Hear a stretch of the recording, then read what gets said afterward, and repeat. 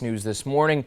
In the wake of severe storms that swept across the area at the beginning of this week, Governor Dan McKee issuing a declaration of disaster emergency yesterday to help with the recovery efforts across the state. According to the governor's office, the declaration will allow Rhode Island to potentially access relief funds from federal emergency management agencies. Although the state's damage assessments are still being worked on now, McKee says that the state is prepared to help residents and businesses. Meanwhile, a residential road in Lincoln is now reopened after a water main broke last night. Public Works crews spent the night trying to fix the break on Old River Road in the Mainville section of town. The road had to be blocked off so that emergency repair crews could work over there. So far, there's no word on what caused that water main break. And one of the most popular light displays in southern New England, the La Salette Shrine, had to shut down for a few days at its busiest time of the year this week.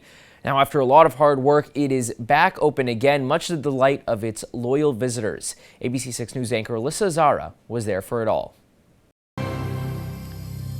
The Boston Celtics in Sacramento last night to play the Kings on the second night of a back-to-back after an overtime loss to the Golden State Warriors the night before. Now, despite being without Jason Tatum, sidelined with an ankle injury, the C's clawing their way back from an early deficit. Drew Holiday draining the three-pointer to tie it early on in the second.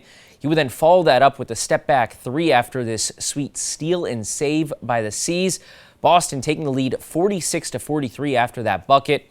Then the second half, it was all green. Jaylen Brown driving to the hoop and slamming it home, opening this one up for the Celtics, coasting to a big win, 144-119.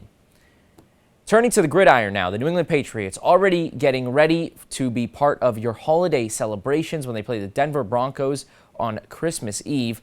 For the Pats, they'll obviously be looking to bounce back from the Chiefs' loss, where it was again a tale of two halves for the New England offense. In particular, for Bailey Zappi, the second-year quarterback, has been great in the first half. 4 touchdowns, no picks, completing 69% of his passes.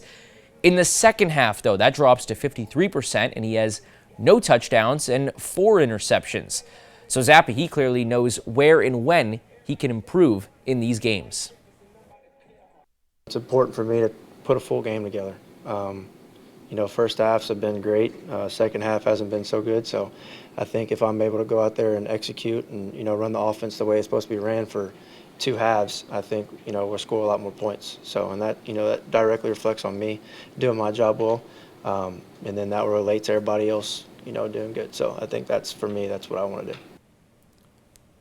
And also, a football standout from Rhode Island making it official on Wednesday. Former LaSalle star Justin Denson, Jr., who played a prep season this year in Pennsylvania, returning to his old school in his home city of Providence to announce his decision to officially sign with Michigan State University. He'll enroll in the school early in January, so in a few weeks, Denson is believed to be the first Rams player to sign with a Power 5 program.